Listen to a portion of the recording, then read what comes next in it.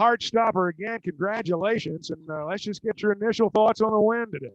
No, I think it's a great win. I mean, anytime you can beat a top 10 team on the road, oftentimes you see a team that's right there on the verge of winning when they're on the road and the game goes into overtime. You see an emotional letdown.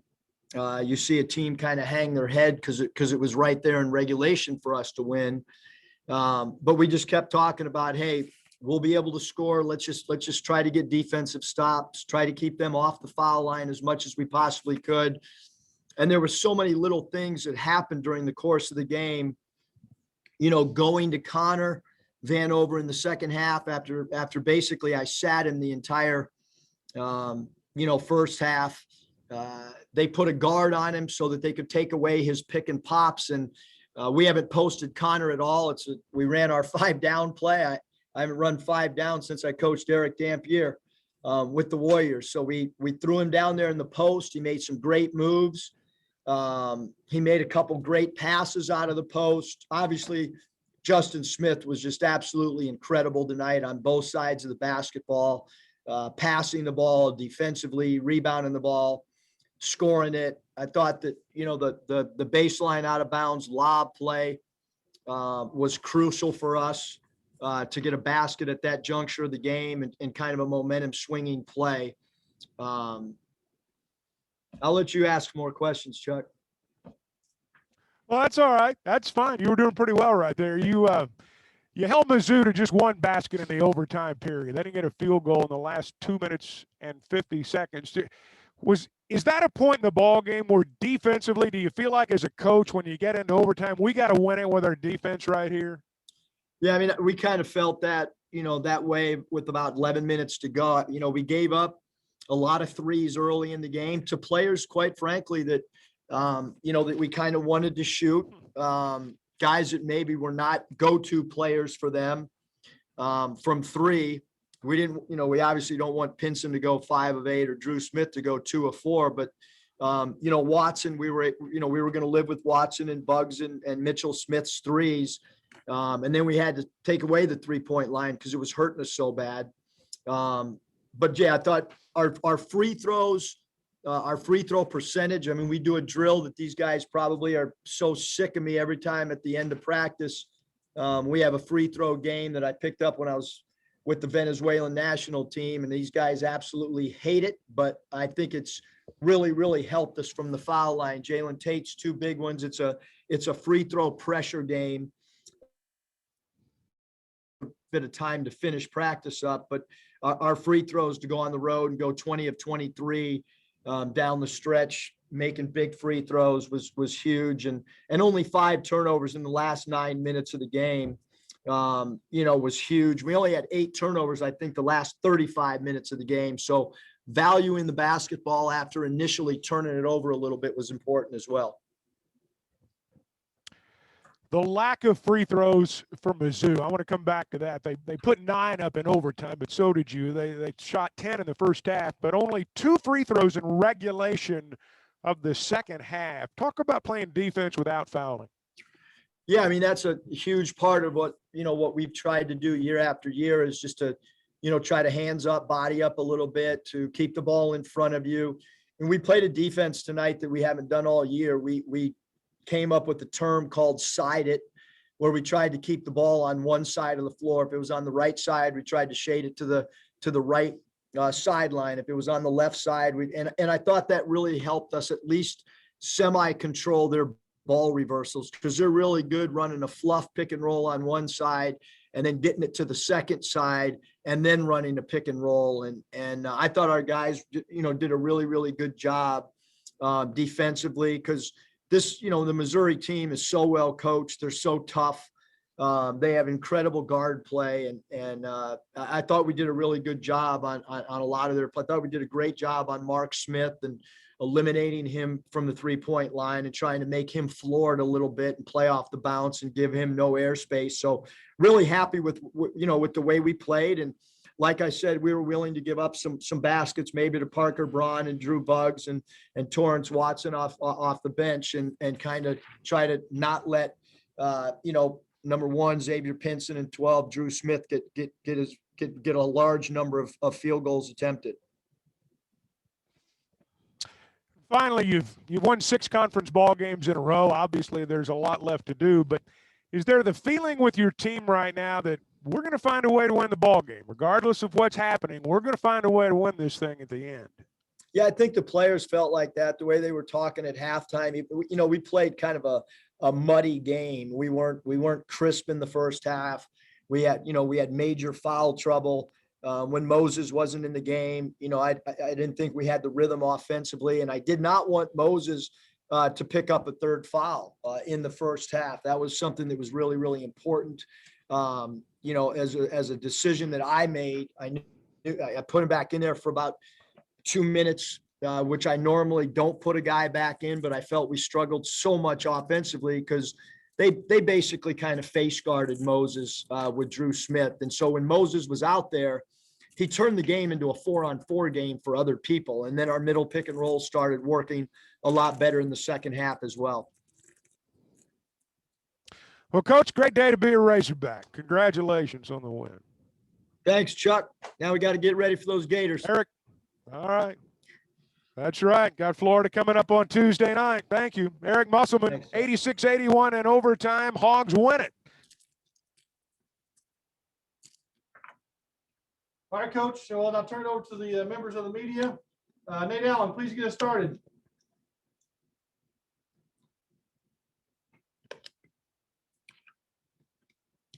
Nate, you're moved. Let's go, Nate. You're the leadoff hitter. Let's go. Bob, go ahead. Okay. No, sorry, Nate. Eric, that was a really crazy goaltend call, and then they took the basket away. But Desi had gotten the rebound. What was the explanation on that, why they called it a jump ball from Missouri? I don't know. It's Valentine's Day coming up, so I gotta save every penny I got for a good Valentine's present for Danielle. Well, I'm not asking you to knock the refs. I just wonder what explanation they gave you. Well, when the ball got legally blocked, that's when it's dead. I was saying we got the rebound and we should have the ball. But they told me that the rule is that immediately upon the call, that it was a jump ball and the arrow pointed towards them. Okay. And then Missouri had been 5-0 in games decided by 5 or fewer. You guys obviously, were the first team to beat them in a close game. How does that feel? You guys obviously, you had a great week pulling out close wins against, tough teams.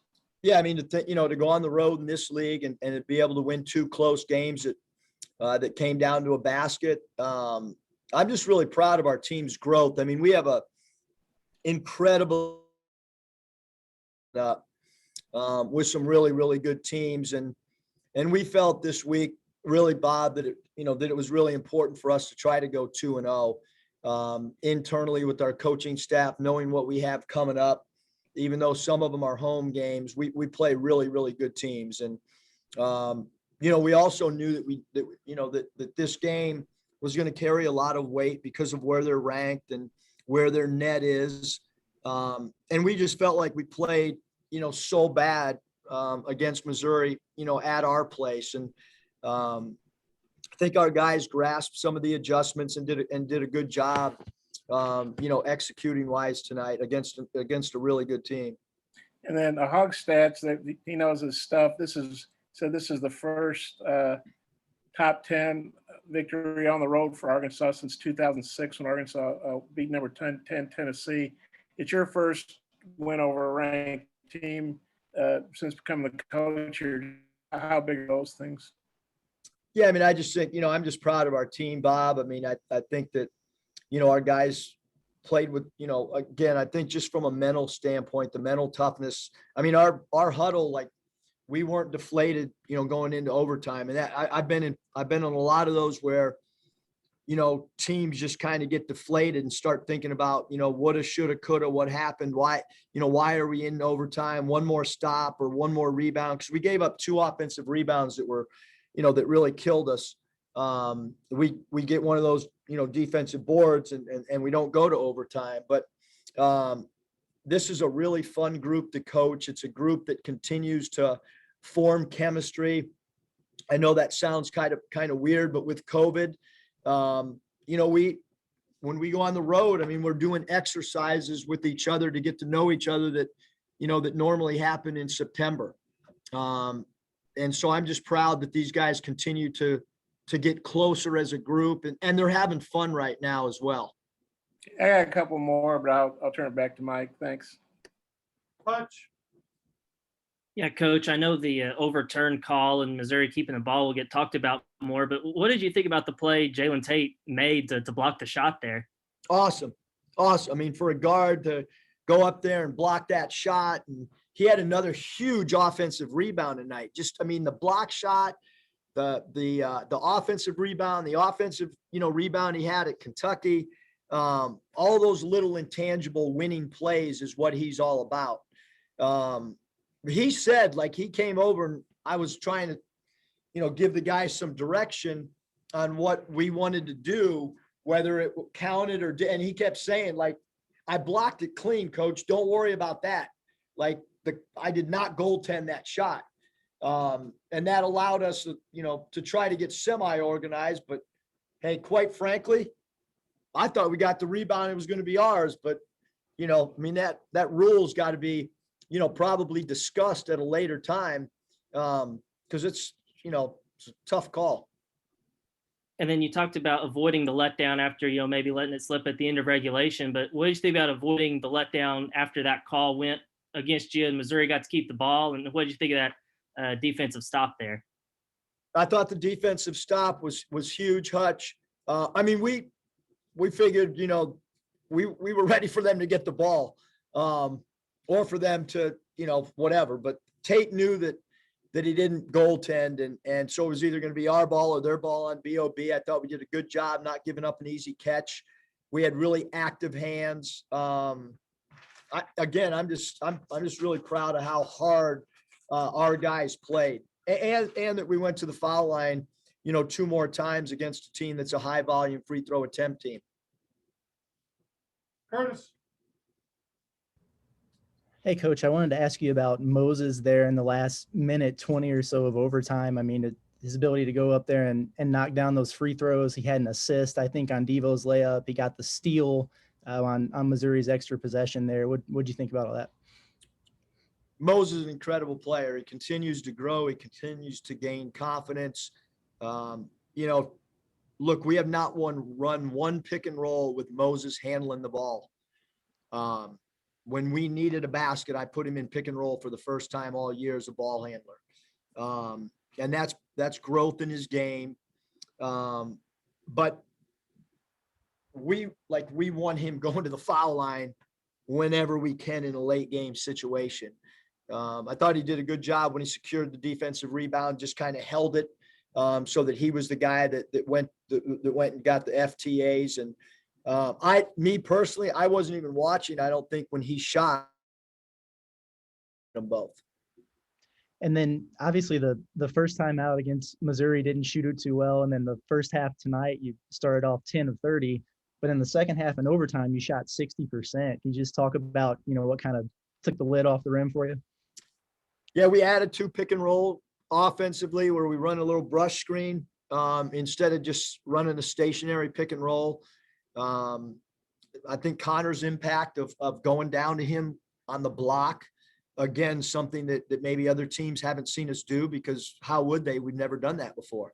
So they put a guard on him, and you know, it was, you know, like, what are you going to do?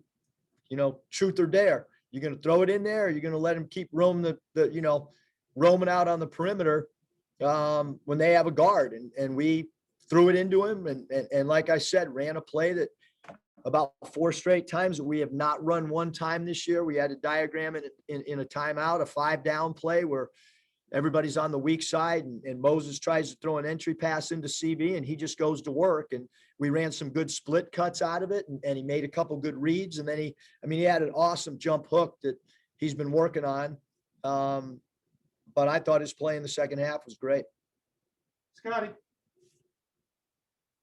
Hey, Coach, was today maybe the best you'd seen Justin play this year? Or I guess just what did you think of his game? And, he had a couple highlight reel plays too.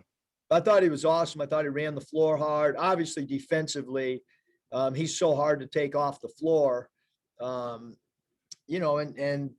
today was I mean, he missed his first shot was a layup that he kind of scuffed. And then after that, I thought offensively he was great. He was aggressive. He went 1 of 3 from 3. He knocked down his free throws. He did not have one turnover in 38 minutes of play against an aggressive team. I think to have 3 assists, 2 steals, and no turnovers, plus the 19 points and 6 of 7 from the foul line, that was his best game as a Razorback. Also, I think Connor, Justin, and Jaylen combined for 8 of the team's 18 assists. Just how important is that, when your bigs are, making good passes, showing off their vision?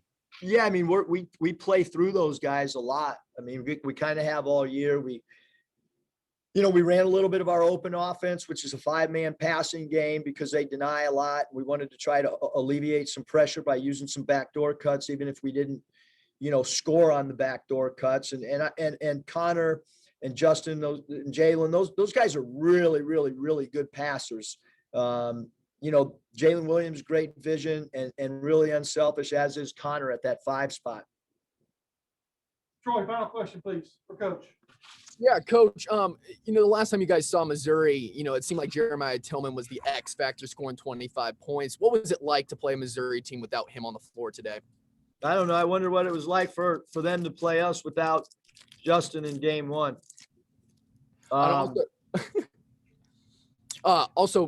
During Tillman's a great player, Troy. Like I think he's one of the best centers in the nation.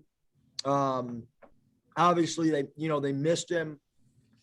He's a threat on pick and rolls. He's a dynamic roller. He's a great rim protector.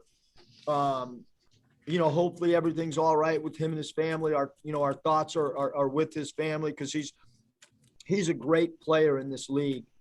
And Coach Martin and his staff have done an incredible job developing him.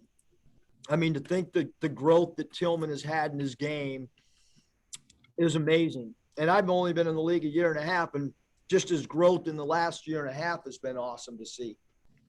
And normally coaches keep their shirt on during the postgame celebration, but it looks like you've been working out, Coach. I'm trying, but these Jolly Ranchers are killing me. Thanks, guys.